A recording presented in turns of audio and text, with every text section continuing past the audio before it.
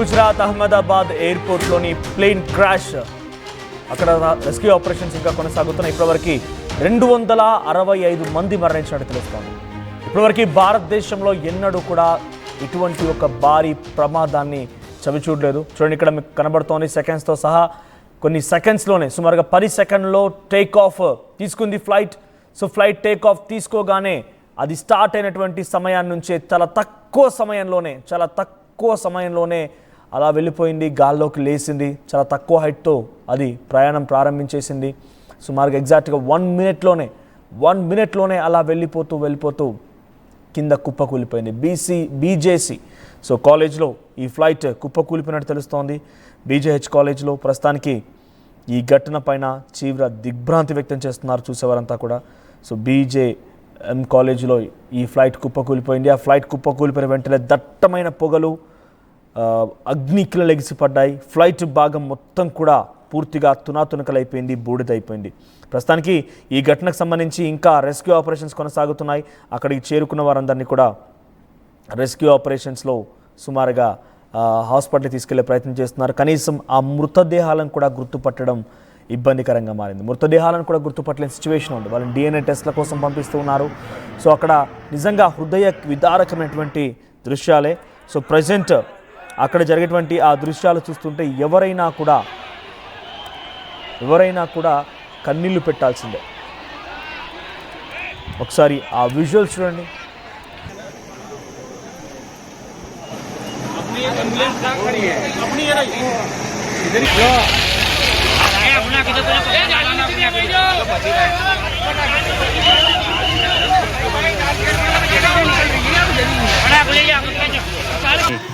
ये तो चंद्रकांत भी बोलता था, आँखना गोटा जो फूटत करे सी शू फूटा के खबर पड़ती ढम ढम आवाज आवे है, ढम आवाज आवे है.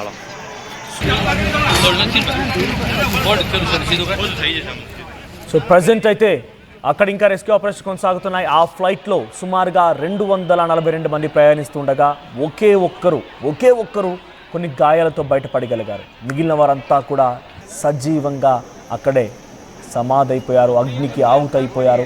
కనీసం వారి మృతదేహాలను కూడా గుర్తుపట్టలేని పరిస్థితి, వారి మృతదేహాలను కూడా గుర్తించలేం. అంతటి దారుణమైన పరిస్థితి. ఎవరి శరీర భాగాలు ఎక్కడున్నాయో కూడా గుర్తుపట్టలేని పరిస్థితి. 241 మంది డైరెక్ట్గా ఆ ప్లేన్లో ప్రయాణించేవారు. ఇక్కడ చూడండి, లెఫ్ట్ బాక్స్లో ఆ కనబడుతున్నటువంటి టీ-షర్ట్ వేసుకున్న వ్యక్తి మాత్రం ఒక్కడే బయటపడగలిగాడు. సో కొన్ని సెకండ్స్లోనే అంతా జరిగిపోయిందని చెప్తున్నారు ఆయన. సో వెంటనే ఎమర్జెన్సీ అంటే అక్కడ ఒక్కసారిగా ఫ్లైట్లో నుంచి ఆ సంఘటన జరిగినప్పుడు నేను దూకేశానని చెప్తున్నారు. ఈ మృత్యుంజయుడి పేరు విశ్వాస్ కుమార్ రమేష్. సో ఈ ఒక్కడు మాత్రమే బయటపడగలిగాడు. కానీ ఆ ప్రమాద దాటికి ఆయన కొంత అంటే ఇంకా కాన్షియస్లోకి రాలేదు. కాన్షియస్ ఇన్ ద సెన్స్ ఆయన ఇంకా ఒక మామూలు వ్యక్తిలా మాట్లాడడం లేదు. భయానకంగా కొంత మెంటల్గా ఇబ్బంది పడిన వ్యక్తిగానే మాట్లాడుతున్నారు. ఎవరు ముట్టుకొని నన్ను భయం అవుతోంది అన్నట్టుగా మాట్లాడుతున్నట్టు తెలుస్తోంది. కానీ ఒకే మాట చెప్తున్నాడు, కొన్ని సెకండ్లోనే ఈ ఘటన జరిగిందని చెప్పి. ప్రపంచ దేశాల్లోకెల్లా ఇది ఒక అతిపెద్ద ప్రమాదంగా గుర్తించబడుతోంది. టెనిర్ఫై ఎయిర్పోర్ట్ డిజాస్టర్ స్పెయిన్లో జరిగింది ఒక ఘటన. స్పెయిన్లో జరిగిన ఘటనలో సుమారుగా 583 మంది మరణించారు. ఆ తర్వాత అతిపెద్ద ఘటన ఇదే. సో ఒక్కసారి అక్కడ ఫ్లైట్ స్టార్ట్ అవ్వక ముందు దాంట్లో ప్రయాణించేందుకు వచ్చినటువంటి కొంతమంది వ్యక్తులు ఎయిర్పోర్ట్లో వారంతా మాట్లాడుతూ ఉన్నారు, చాలా ఎగ్జైట్మెంట్ని ప్రదర్శిస్తూ ఉన్నారు. ఒకసారి ఆ చివరి నిమిషాల్లో ఆ ఫ్లైట్లో ఎక్కే ముందు వారంతా ఇతర దేశస్తులా ఉన్నారు. వారు ఏం మాట్లాడారో చూద్దాం.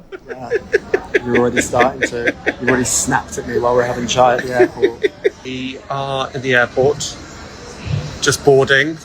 Goodbye, India. Goodbye. Thank you. 10-hour flight back to England. What's your biggest takeaway, Jamie? We've done this already. On a different thing. Oh, right. What's my biggest takeaway?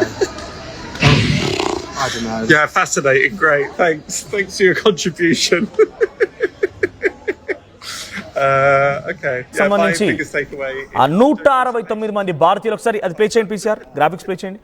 169 మంది భారతీయులు ఉన్నారు, 53 మంది బ్రిటిష్ నేషనలిస్ట్ ఉన్నారు.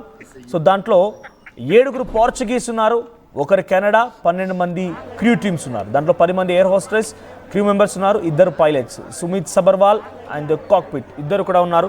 అయితే ప్రస్తుతానికి చాలామంది అక్కడ జరిగిన ఘటనకు సంబంధించి ఎప్పటికప్పుడు అప్డేట్స్ అందుకుంటున్నారు. కానీ ఘటన ఎందుకు జరిగింది, దీనికి గల ప్రధాన కారణం ఏంటి అని చెప్పి చాలామంది ఎక్స్పర్ట్స్ మాట్లాడే మాటలు మనం విన్నప్పుడు అర్థమవుతుంది. ఇక్కడ ఫార్మర్ పైలట్ ఇసాన్ ఖలీద్ అనేటువంటి వ్యక్తి ఇంటర్నేషనల్ మీడియాలతో మాట్లాడుతాను ఏం చెప్పుకొచ్చారంటే, ఫ్లైట్ డాటా రికార్డ్ అనేది చాలా ఇంపార్టెంట్.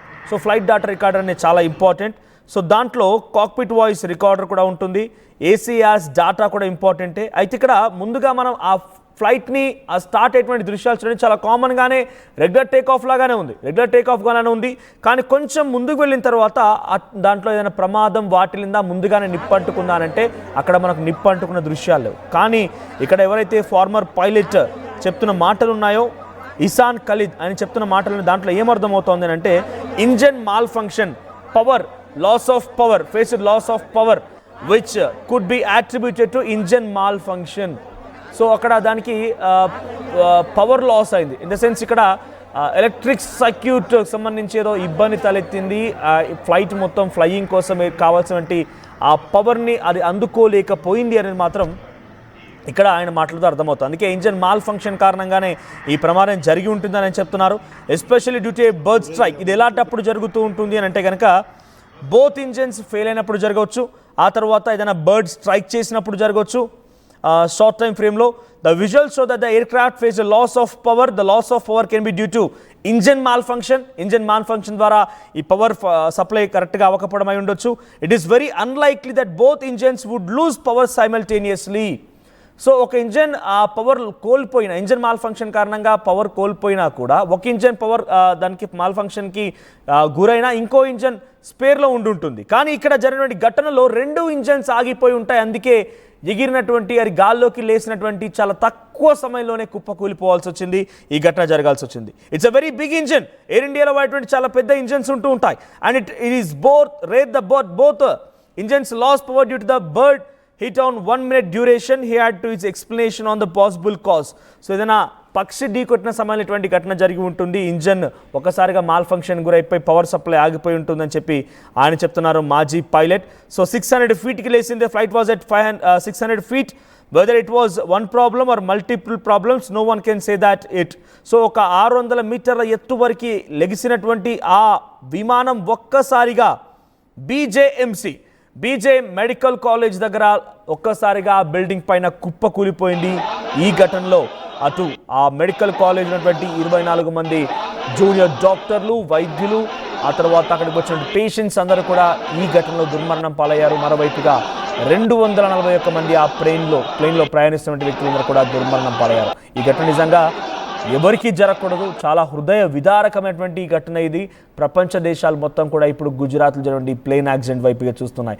మీకు లెఫ్ట్ సైడ్ బాక్స్లో కనబడుతున్న విజువల్స్ మీకు ఫుల్గా ప్లే చేస్తాను. అక్కడ టైమింగ్ ఎందుకు ఇవ్వడం జరిగిందని అంటే కనుక, టేక్ ఆఫ్ తీసుకున్నటువంటి ఎంత సమయానికి ఆ ప్లేన్ కుప్ప కూలిపోయిందని చూపించడం కోసం. చూడండి, 15, 16, 17, 18, 18 సెకండ్లు, 19, 20 అలా లెగిసింది గాల్లోకి. 600 ఫీట్ల ఎత్తు వరకు వెళ్ళింది. ఒక్కసారిగా 600 ఫీట్ హైట్ వరకు వెళ్ళడగానే మళ్ళీ ఒక్కసారి కుదుపుకు లోనైంది. సో వాళ్ళంతా కూడా ప్రమాదాన్ని ఎక్స్పెక్ట్ చేశారు. సో కదం కిందికి దాకా వచ్చింది. సో 30 సెకండ్స్ నుంచి మళ్ళీ కిందికి ప్రయాణం సాగించి వెంటనే ఆ బీజేఎం మెడికల్ కాలేజ్లో ఒక్కసారి కుప్పకూలిపోయింది. దట్టమైనటువంటి ఒక్కసారి చూడండి, అక్కడ ఒక బ్లాస్టింగ్, ఒక మిసైల్ ప్రయోగిస్తే ఎటువంటి బ్లాస్టింగ్ జరిగితే అంతటి ఎత్తున మంటలు ఎగిసి పడతాయో చూడండి. అంతటి ఒక ఘోరమైనటువంటి సంఘటన. దీంట్లో ఎవరి శరీర భాగాలు ఎవరివి, అసలు అక్కడ మృతదేహాలను కనీసం గుర్తుపట్టలేని పరిస్థితి. శవాల కుప్పలు తిప్పలుగా అక్కడ కనబడుతూ ఉన్నాయి. సో ఈ ఘటనలో సామాన్యులు సుమారుగా అక్కడ మెడికల్ కాలేజ్ సంబంధించినటువంటి విద్యార్థులు, వైద్యులు, పేషెంట్స్ అందరూ కూడా సుమారుగా 24 మంది మరణిస్తే ఆ ప్లేన్లో ప్రయాణిస్తున్నటువంటి సుమారుగా 241 మంది, అంటే ఏ ఒక్కరు ప్రాణాలతో మిగలేదు. ఒకే ఒక్కడు మృత్యుంజయుడిగా బయటపడగలిగాడు. విశ్వాస్ కుమార్ రమేష్. ప్రస్తుతం ఆయన యొక్క మానసిక పరిస్థితి కూడా కాస్త ఆందోళనకరంగా ఉందని మాత్రం అర్థమవుతోంది. సో ఇంకా ఈ ఘటనకు సంబంధించి ఇప్పటికి కూడా రెస్క్యూ ఆపరేషన్స్ కొనసాగుతున్నాయి, DNA పరీక్షల కోసం. ఎందుకంటే ఎవరి మృతదేహం అనేది మాత్రం ఇంకా గుర్తుపట్టే పరిస్థితి. ఇక్కడ ఒక హృదయ విదారకమైనటువంటి సంఘటన ఏంటంటే, తన కుమార్తె ఎయిర్ హోస్టెస్గా పనిచేస్తోంది. చూడండి, అక్కడ విజువల్స్లో కనబడుతోంది కదా. ఆ విజువల్స్లో కనబడేది ఆ తల్లి, తన సోదరి, తన ఇంట్లో ఉన్నటువంటి తన కుమార్తె గ్యాన్తోయ్ అవాంగ్ లైకీ ఆఫ్ మణిపూర్ రాష్ట్రానికి సంబంధించినటువంటి ఒక 22 ఏళ్ల అమ్మాయి ఈ ఫ్లైట్లోనే ఎయిర్ హోస్టెస్గా పనిచేస్తుందట. అయితే తన తక్కువ సమయంలోనే జాబ్లోకి ఎక్కినటువంటి అతి తక్కువ సమయంలోనే ఈ ప్రమాదం జరిగింది. నా కూతురు ఎక్కడా అని చెప్పి గుండెలు పగిలేలా ఆ తల్లి రోధిస్తున్నటువంటి ఆ దృశ్యాలను చూస్తే ప్రతి ఒక్కరు కన్నీళ్ళు పెట్టాల్సిందే.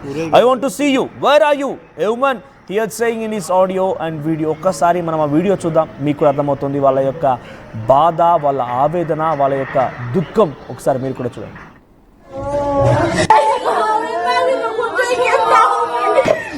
Tôi